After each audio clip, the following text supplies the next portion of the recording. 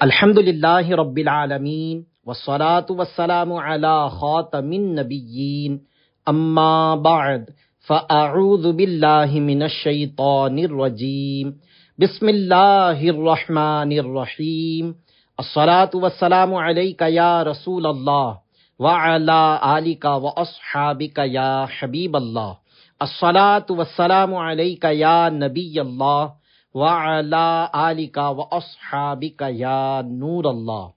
اچھی گفتگو کیجئے، قسط 1، دعائے عطار۔ یا رب المصطفیٰ، جو کوئی 17 صفحات کا رسالہ اچھی گفتگو کیجئے قسط 1 پڑھ یا سن لے، اسے سنت کے مطابق بات چیت کرنا آ جائے اور اس کی ماں باپ سمیت بے حساب مغفرت ہو، آمین بجاہ خاتم النبیین صلی اللہ علیہ وسلم۔ درود شریف کی فضیلت۔ فرمانے آخری نبی صلی اللہ علیہ وسلم، بے شک بروز قیامت لوگوں میں سے میرے قریب تر وہ ہوگا جو مجھ پر سب سے زیادہ درود بھیجے۔ اے عاشقان رسول، بے شک آدمی کو بات چیت کرنے کی ضرورت پڑتی رہتی ہے، مگر یہ یاد رہے کہ غیر ضروری جائز گفتگو سے بھی خاموشی بہتر ہے۔ اللہ پاک پارہ 21 سورہ لقمان آیت 19 میں ارشاد فرماتا ہے وَاغْضُضْ مِن صَوْتِكَ إِنَّ أَنكَرَ الْأَصْوَاتِ لَصَوْتُ الْحَمِيرِ۔ آسان ترجمہ قرآن کنز العرفان۔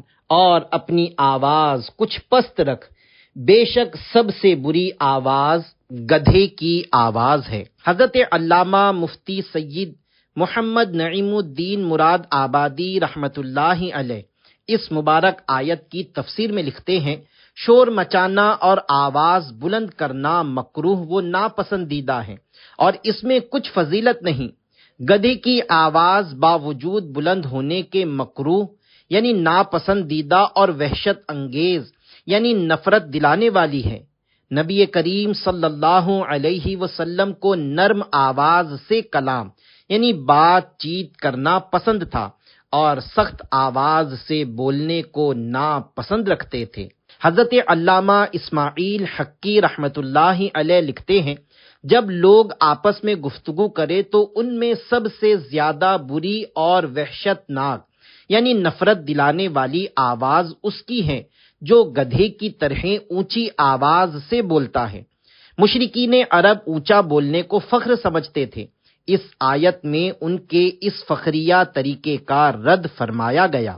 گدھے کی آواز کا تذکرہ ہو رہا ہے تو اس بارے میں ایک معلوماتی روایت پیش کی جاتی ہے۔ چنانچہ فرمان مصطفیٰ صلی اللہ علیہ وسلم، جب تم مرغ کی اذان سنو تو اللہ پاک سے فضل کی دعا کرو کیونکہ وہ فرشتے کو دیکھتا ہے، اور جب تم گدھے کا رینکنا یعنی بولنا سنو تو شیطان سے اللہ پاک کی پناہ مانگو کیونکہ وہ شیطان کو دیکھتا ہے۔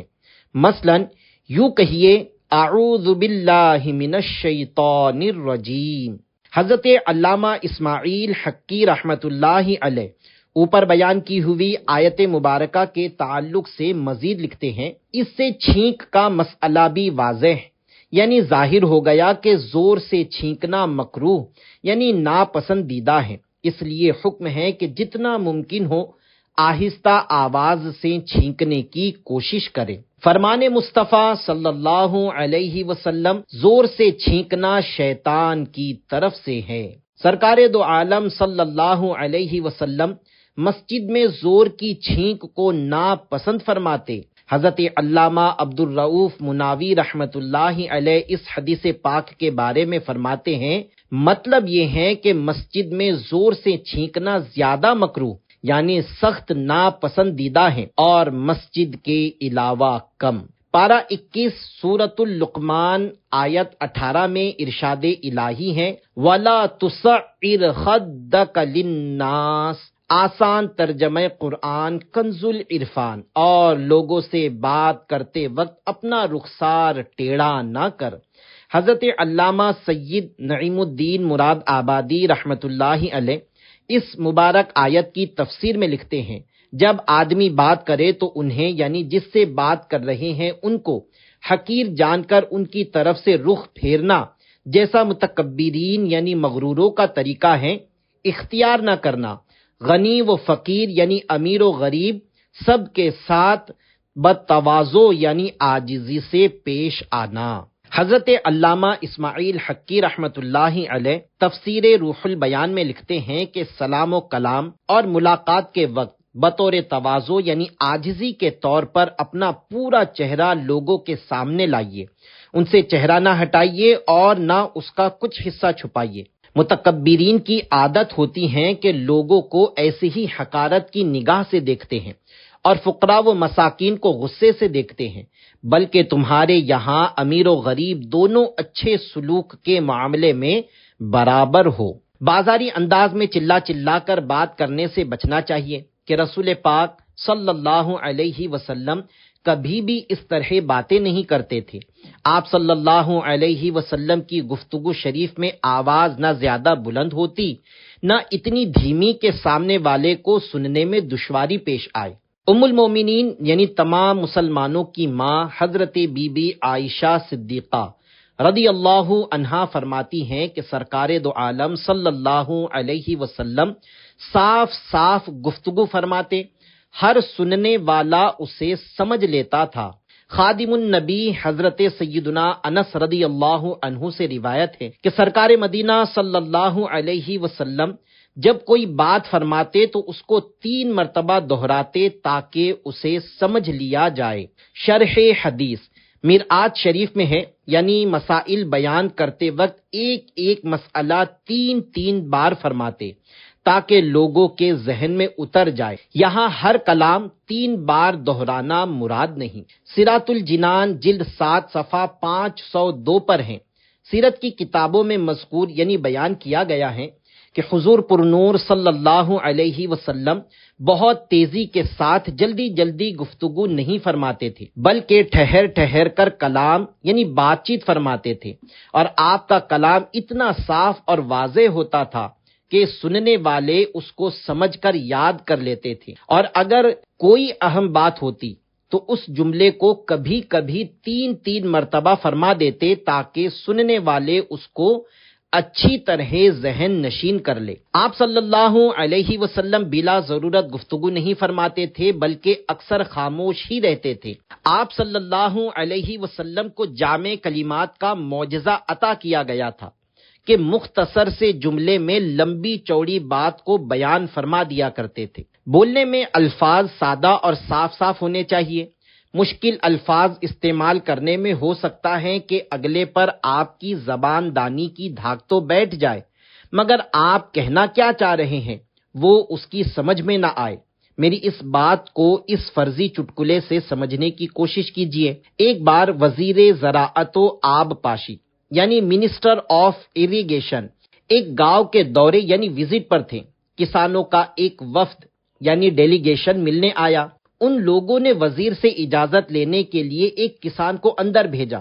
وزیر صاحب نے سر اٹھا کر دیکھا اور پوچھا، تمہاری کشت زار پر ان سال تقاطر امطار ہوا یا نہیں؟ ان پڑھ کسان نے جب یہ جملہ سنا تو فوراً باہر نکل آیا اور ساتھیوں سے کہنے لگا، وزیر صاحب تلاوت فرما رہے ہیں۔ اے عاشقان رسول، وزیر صاحب اگر مشکل زبان نہ بولتے تو کسان پریشان نہ ہوتا۔ حالانکہ وہ تلاوت نہیں تھی، بات ذرا بنا سجا کر پیش کی گئی تھی۔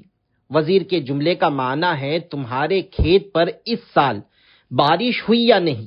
لہٰذا جب بھی کسی سے بات چیت کرے یا تقریر و بیان فرمائے یا مضمون و کتاب وغیرہ لکھنے کی ترکیب کرے تو سننے پڑھنے والوں کی سمجھ میں آ سکے ایسے الفاظ استعمال کرنے کی کوشش فرمائے۔ پیارے پیارے اسلامی بھائیوں، زبان کو قابو میں رکھنا بہت ضروری ہے۔ بے شک لوگ ایسے بھی ہوں گے جو صرف زبان کی وجہ سے جہنم میں داخل ہوں گے۔ حضرت سیدنا ابو ہریرہ رضی اللہ عنہ فرماتے ہیں، سرکار دو عالم صلی اللہ علیہ وسلم سے پوچھا گیا، کون سا عمل لوگوں کو کثرت سے جنت میں داخل کرے گا؟ آپ صلی اللہ علیہ وسلم نے ارشاد فرمایا، وہ تقوی اور اچھا اخلاق ہے۔ اور پوچھا گیا، کیا چیز لوگوں کو کثرت سے جہنم میں داخل کرے گی؟ فرمایا، 2 چیزیں، منہ اور شرمگاہ۔ حضرت ابو ہریرہ رضی اللہ عنہ سے روایت ہے کہ مکی مدنی آقا صلی اللہ علیہ وسلم نے فرمایا، اللہ پاک نے جس کو جبڑوں کے درمیان اور ٹانگوں کے درمیان والی چیزوں یعنی منہ اور شرمگاہ کی برائی سے بچا لیا، وہ جنت میں داخل ہوگا۔ جو اپنے منہ اور شرمگاہ کی حفاظت کرے یعنی ان کا خلاف شریعت استعمال نہ کرے، وہ جنتی ہیں۔ چنانچہ صحابی رسول حضرت سیدنا سہل بن سعد رضی اللہ عنہ کا کہنا ہے، سرکار مدینہ صلی اللہ علیہ وسلم نے فرمایا، جو مجھے اپنے جبڑوں اور ٹانگوں کے درمیان والی چیزوں یعنی منہ اور شرمگاہ کی ضمانت دے، میں اسے جنت کی ضمانت یعنی گارنٹی دیتا ہوں۔ یعنی منہ اور شرمگاہ کو شریعت کی منع کی ہوئی چیزوں سے بچانے پر جنت کا وعدہ ہے۔ دو جبڑوں کے درمیان کی چیز زبان اور تالو وغیرہ ہے، اور دو پاؤں کے بیچ کی چیز شرمگاہ ہے، یعنی اپنی زبان کو جھوٹ، غیبت، ناجائز باتیں کرنے سے بچائے، اپنے منہ کو حرام غذا سے محفوظ رکھے، اپنی شرمگاہ کو بدکاری کے قریب نہ جانے دے۔ ظاہر بات ہے کہ ایسا مسلمان متقی یعنی پرہیزگار ہوگا۔ خیال رہیں کہ تقریباً 80% یعنی زیادہ تر گناہ زبان سے ہوتے ہیں۔ جو اپنی زبان کی حفاظت کرے تو وہ چوری، ڈکیتی، قتل بھی نہیں کرتا۔ انسان جرم جب ہی کرتا ہے جب وہ جھوٹ بولنے پر آمادہ یعنی تیار ہو جائے کہ اگر پکڑا گیا تو میں انکار کر دوں گا۔ جھوٹ تمام گناہوں کی جڑ ہے۔ خیال رہیں کہ حضور صلی اللہ علیہ وسلم کی یہ ضمانت یعنی گارنٹی تا قیامت انسانوں کے لیے ہے، اور حضور صلی اللہ علیہ وسلم کی ضمانت خدا کی ضمانت یعنی گارنٹی ہے۔ صحابی نبی حضرت سیدنا ابو سعید خدری رضی اللہ عنہ سے روایت ہے کہ سرکار مدینہ صلی اللہ علیہ وسلم نے فرمایا، جب انسان صبح کرتا ہے تو اس کے اعضاء یعنی بدن کے حصے جھک کر زبان سے کہتے ہیں، ہمارے بارے میں اللہ پاک سے ڈر، کیونکہ ہم تجھ سے متعلق ہے۔ اگر تو سیدھی رہے گی ہم بھی سیدھے رہیں گے، اور اگر تو ٹیڑھی ہوگی ہم بھی ٹیڑھے ہو جائیں گے۔ پیارے پیارے اسلامی بھائیوں، اگر ہم نے زبان کا صحیح استعمال کیا تو اس کا جو کچھ فائدہ ہوگا وہ جسم کے سارے اعضاء یعنی پارٹس پائیں گے، اور اگر یہ سیدھی نہ چلی، کسی کو گالی وغیرہ دے دی تو زبان کو کوئی تکلیف ہو یا نہ ہو، پٹائی بدن کے دیگر اعضاء یعنی حصوں کی ہوگی۔ زبان کی احتیاط کا ذہن بنانے کے لیے دعوت اسلامی کے دینی ماحول سے ہردم وابستہ رہیے۔ اللہ کریم توفیق دے تو ماہ رمضان المبارک میں دعوت اسلامی والے عاشقان رسول کے ساتھ اعتکاف کی سعادت حاصل کیجیے۔ سبحان اللہ، اعتکاف کی بھی کیا خوب برکتیں ہیں۔ آئیے ایک مدنی بہار آپ کے گوش گزار کروں۔ ایک اسلامی بھائی کی بیان کردہ تفصیلات کے مطابق وہ دعوت اسلامی کے دینی ماحول میں آنے سے پہلے معاذ اللہ نشہ کیا کرتے تھے۔ شراب اور چرس کی ایسی لت لگ چکی تھی کہ نشہ آور چیزیں خریدنے کے لیے چوری اور ڈکیتی بھی شروع کر دی تھی، جس کی وجہ سے ان کے گھر بلکہ علاقے والے بھی پریشان تھے۔ ان کا سدھرنے کی منزل کی طرف سفر اس طرح شروع ہوا کہ انہیں رمضان کے برکت والے مہینے میں دعوت اسلامی کے عاشقان رسول کے ساتھ سنت اعتکاف کی سعادت حاصل ہو گئی۔ اعتکاف میں اچھی صحبت بھی ملی اور کتاب فیضان سنت کا مطالعہ بھی کرتے رہے۔ کچھ عرصے بعد انہیں دعوت اسلامی کے مدنی مرکز فیضان مدینہ میں ہونے والے ہفتہ وار اجتماع میں شرکت کا موقع ملا، جہاں اسلامی حلیے میں موجود عاشقان رسول کی کثیر تعداد دیکھ کر دل کی حالت بدلنے لگی۔ ایک ہفتے بعد مقررہ وقت پر یہ پھر ہفتہ وار اجتماع میں پہنچ گئے اور بیان سننے لگے۔ بیان میں کچھ ایسا اثر تھا کہ ان کے دل کی دنیا زیر و زبر ہو گئی، اور یہ اپنے گناہوں سے توبہ کر کے ہی گھر لوٹے۔ وہ نہ صرف 5 وقت کی فرض نمازوں کی پابندی کرنے لگے، بلکہ ان کے چہرے پر ایک مٹھی داڑھی بھی سج گئی اور ان کا لباس بھی سنتوں کے سانچے میں ڈھل گیا۔ الحمدللہ الکریم، انہیں دعوت اسلامی کے قافلوں میں عاشقان رسول کے ساتھ سفر کر کے نیکی کی دعوت کی دھومیں مچانے کا موقع بھی ملا۔ انشاءاللہ بھائی سدھر جاؤ گے، دینی ماحول میں کر لو تم اعتکاف، مرض اسیا سے چھٹکارا تم پاؤ گے، دینی ماحول میں کر لو تم اعتکاف۔ صلو علی الحبیب صلی اللہ علی محمد۔ مسلمانوں کے چوتھے خلیفہ حضرت سیدنا مولا علی شیر خدا رضی اللہ عنہ سے روایت ہے، حضور اکرم صلی اللہ علیہ وسلم نے فرمایا، جنت میں ایسے بالا خانے یعنی اونچے اونچے مکانات ہیں جن کے باہری حصے اندر سے اور اندر کے حصے باہر سے نظر آتے ہیں۔ ایک اعرابی یعنی گاؤں کے رہنے والے صاحب نے عرض کیا، یا رسول اللہ صلی اللہ علیہ وسلم، یہ کس کے لیے ہوں گے؟ آپ صلی اللہ علیہ وسلم نے فرمایا، جو اچھی گفتگو کرے، کھانا کھلائے، ہمیشہ روزے رکھے اور رات کو نماز ادا کرے جب لوگ سوئے ہوئے ہو۔ اچھی بات کرنا چپ رہنے سے افضل ہے اور چپ رہنا فضول بات کہنے سے افضل، جبکہ بری بات کہنا تو برا ہی برا ہے اور اچھی بات صدقہ ہے۔ حضرت ابو ہریرہ رضی اللہ عنہ بیان کرتے ہیں، حضور نبی کریم صلی اللہ علیہ وسلم نے فرمایا، اچھی بات صدقہ ہے۔ یہاں صدقے سے مراد صدقے کا ثواب ملنا ہے۔ فرمان مصطفیٰ صلی اللہ علیہ وسلم، ہر بھلائی صدقہ ہے۔ شرح حدیث، یعنی صدقہ صرف مال ہی سے نہیں ہوتا بلکہ ہر معمولی یعنی چھوٹی سے چھوٹی نیکی بھی اگر اخلاص سے کی جائے تو اس پر صدقے کا ثواب ملتا ہے۔ حتیٰ کہ مسلمان بھائی سے میٹھی اور نرم باتیں کرنا بھی صدقہ ہے۔ ایسی کوئی بھی فائدہ مند بات ترک نہ کرے یعنی ادھوری نہ چھوڑے جس کے متعلق جانتا ہو کہ حاضرین اس کے لیے دوسری مجلس یعنی نشست کے محتاج یعنی ضرورت مند ہوں گے۔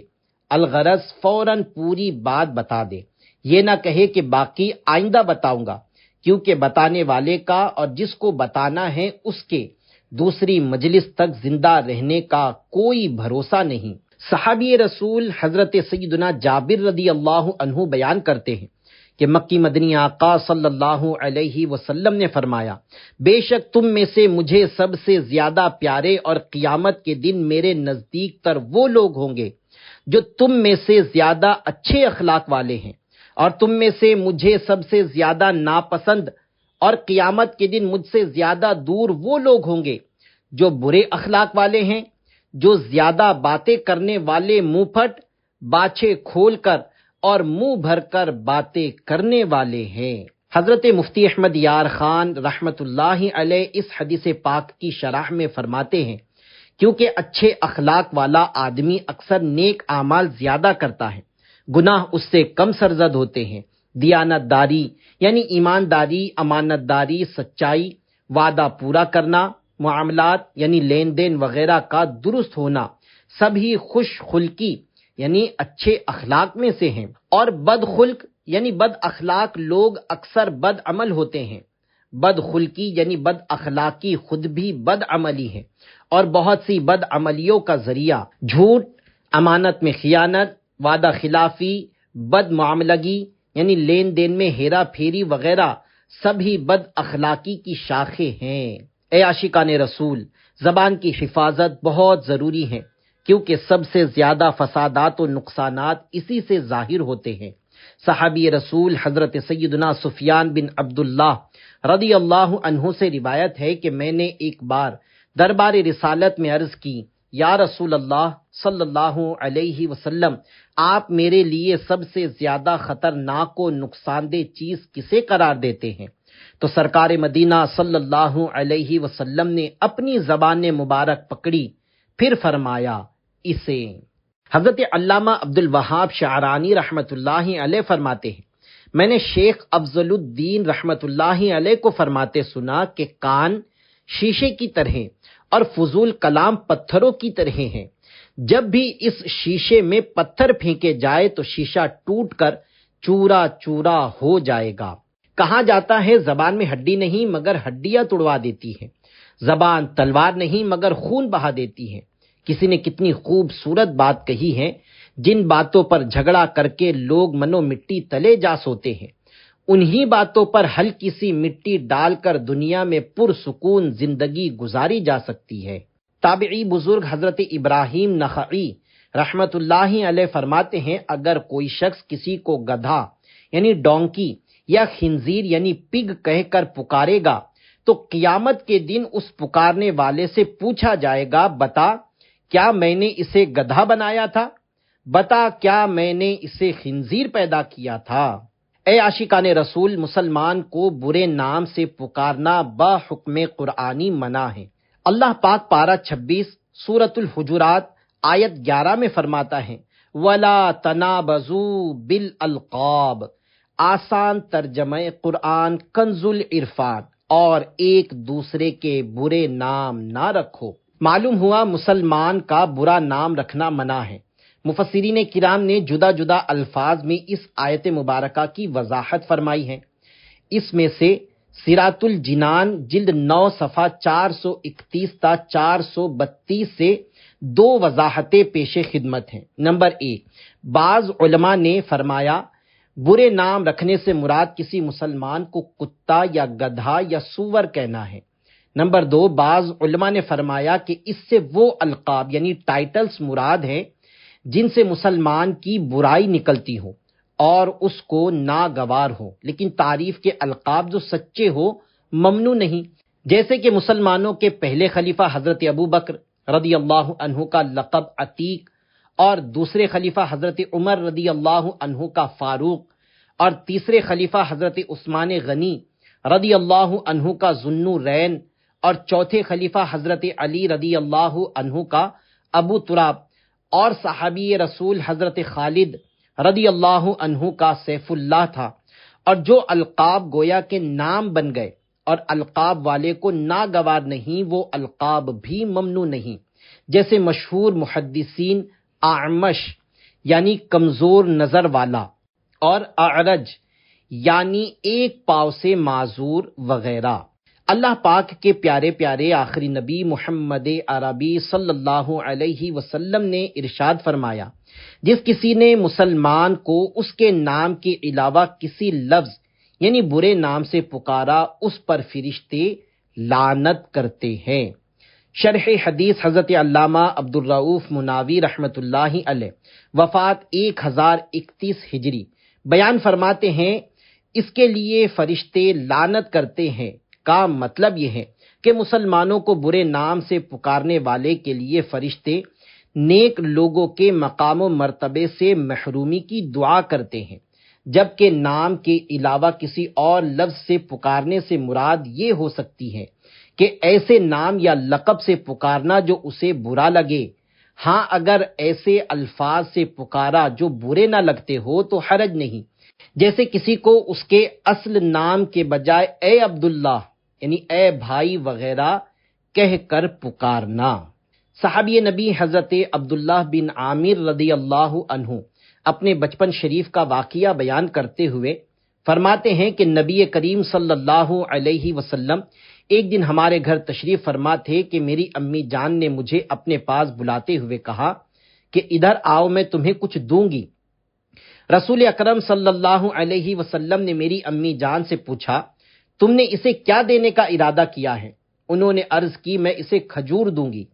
آپ صلی اللہ علیہ وسلم نے فرمایا، اگر تم اسے کچھ نہ دیتی تو تمہارا ایک جھوٹ لکھ دیا جاتا۔ آئیے یہ روایت بیان کرنے والے صحابی نبی حضرت عبداللہ بن عامر رضی اللہ عنہ کے مبارک حالات سنتے ہیں۔ آپ کا نام مبارک عبداللہ ابن عامر ابن قریظ، آپ قریشی ہیں، مسلمانوں کے تیسرے خلیفہ حضرت سیدنا عثمان غنی رضی اللہ عنہ کے ماموزاد بھائی ہیں۔ ولادت یعنی برتھ کے بعد انہیں سرکار دو عالم صلی اللہ علیہ وسلم کی خدمت میں لایا گیا، آپ نے ان پر دم کیا۔ حضرت سیدنا عثمان غنی رضی اللہ عنہ کے دور خلافت میں بصرے اور خراسان کے گورنر رہے۔ حضرت سیدنا امیر معاویہ رضی اللہ عنہ نے آپ کو اس عہدے پر قائم رکھا۔ نہر بصرہ آپ نے ہی کھدوائی، بڑے سخی تھے، 57 یا 58 ہجری میں وفات پائی۔ صحابی نبی حضرت عبداللہ بن عامر رضی اللہ عنہ نے تابعی بزرگ حضرت خالد بن عقبہ رحمۃ اللہ علیہ سے ان کا بازار والا مکان 70 یا 80 ہزار درہم میں خریدا۔ رات ہوئی تو حضرت خالد رحمۃ اللہ علیہ کے گھر والوں کے رونے کی آواز سنی تو اپنے گھر والوں سے پوچھا، یہ کیوں رو رہے ہیں؟ انہوں نے کہا، مکان کے فروخت یعنی سیل ہو جانے کی وجہ سے۔ تو آپ رضی اللہ عنہ کا دریائے سخاوت جوش میں آیا اور اپنے غلام سے فرمایا، اے غلام، حضرت خالد بن عقبہ کے پاس جا کر کہو تم مکان بھی اور اس کی جو رقم طے ہوئی وہ بھی اپنے پاس رکھ لو، اللہ پاک کی ان پر رحمت ہو اور ان کے صدقے ہماری بے حساب مغفرت ہو، آمین بجاہ خاتم النبیین صلی اللہ علیہ وسلم، صلو علی الحبیب صلی اللہ علی محمد۔ صحابہ و اہل بیت علیہم الرضوان کی محبت بڑھانے، مسلمانوں کے نام بگاڑنے سے بچنے کا ذہن بنانے اور بچوں کے ساتھ بھی ہمیشہ سچ بولنے کی عادت اپنانے کا جذبہ پانے کے لیے دعوت اسلامی کے قافلوں کے مسافر بنیے۔ دعوت اسلامی کے دینی ماحول کی برکت سے ایک ماں باپ کے نافرمان نوجوان کی اصلاح ہو جانے کی ایک مدنی بہار سنیے اور جھومیے۔ ایک نوجوان پہلے پہل بے نمازی اور ماں باپ کے نافرمان تھے، یوں یہ اللہ پاک کا بھی اور بندوں کا بھی حق ضائع کر رہے تھے۔ ایک مرتبہ ان کے والد صاحب کی دکان پر ایک رشتہ دار ملاقات کے لیے آئے جو دعوت اسلامی کے دینی ماحول سے تعلق رکھتے تھے۔ اس وقت یہ بھی وہاں موجود تھے۔ ان اسلامی بھائی نے دعوت اسلامی کے ہفتہ وار سنت و بھرے اجتماع میں شرکت کی دعوت پیش کی، جو انہوں نے قبول کر لی اور جمعرات کو اجتماع میں شریک ہو گئے۔ انہیں اجتماع میں کچھ ایسا روحانی سکون نصیب ہوا کہ پھر باقاعدہ ہر جمعرات کو اجتماع میں شرکت کرنا ان کا معمول بن گیا۔ اتنا ہی نہیں، رشتہ دار اسلامی بھائی کی انفرادی کوشش کی بدولت انہوں نے سنتیں سیکھنے سکھانے کے 3 دن کے قافلے میں بھی سفر کی سعادت حاصل کی۔ قافلے میں عاشقان رسول نے انہیں تربیتی کورس کرنے کا ذہن دیا۔ جب یہ قافلے سے گھر لوٹے تو ماں باپ کی نافرمانیوں پر شرمندہ تھے۔ انہوں نے ماں باپ کے قدموں میں بیٹھ کر روتے ہوئے ان سے معافی مانگی۔ انہوں نے بھی شفقت کرتے ہوئے انہیں معاف کر دیا۔ اس کے بعد انہوں نے ماں باپ سے عرض کی، زندگی بہت تھوڑی ہے، نہ جانے کب ختم ہو جائے، میں جیتے جی علم دین سیکھنا چاہتا ہوں۔ اس طرح کی گفتگو کر کے انہوں نے تربیتی کورس کے لیے ماں باپ کو راضی کر لیا اور اجازت ملنے پر خوشی خوشی اپنا سامان اٹھا کر تربیتی کورس میں شریک ہو گئے، جہاں انہیں بہت کچھ سیکھنے کو ملا۔ ان کی زندگی کا انداز کچھ ایسا بدلا کہ جو پہلے والدین کی نافرمانی کرتے تھے، اب گھر سے نکلنے سے پہلے ان کے قدم چومتے۔ پھر انہوں نے فرض علوم کورس بھی کیا۔ بڑھتے بڑھتے انہیں دعوت اسلامی کی تنظیمی ذمہ داری بھی ملی۔ اللہ پاک انہیں اور ہمیں دعوت اسلامی کے دینی ماحول میں استقامت نصیب فرمائے، آمین بجاہ خاتم النبیین صلی اللہ علیہ وآلہ وسلم۔ اللہ کرم ایسا کرے تجھ پہ جہاں میں، اے دعوت اسلامی تیری دھوم مچی ہو، صلو علی الحبیب صلی اللہ علی محمد۔ تابعی بزرگ حضرت امام مجاہد رحمت اللہ علیہ فرماتے ہیں، گفتگو اعمال نامے میں لکھی جاتی ہے، حتیٰ کہ ایک شخص اپنے بیٹے کو چپ کرانے کے لیے کہتا ہے، میں تمہارے لیے فلاں فلاں چیزیں خریدوں گا، حالانکہ خریدنے کی نیت نہیں ہوتی تو اسے جھوٹا لکھا جاتا ہے۔ افسوس، آج کل بچوں کو بہلانے کے لیے بکثرت جھوٹ بولے جاتے ہیں۔ مثلا نیت نہ ہونے کے باوجود کہا جاتا ہے تمہیں کھلونے، جھولا، ٹافیا، فلاں بسکٹ لا کر دیں گے، فلاں ڈش پکا کر کھلائیں گے، فلاں جگہ سیر کرانے یعنی گھمانے پھرانے لے جائیں گے، وغیرہ وغیرہ۔ ہمارا سچا اللہ اپنے سچے حبیب کے طفیل ہمیں ہمیشہ سچ بولنے کی توفیق عطا فرمائے، آمین بجاہ خاتم النبیین صلی اللہ علیہ وآلہ وسلم۔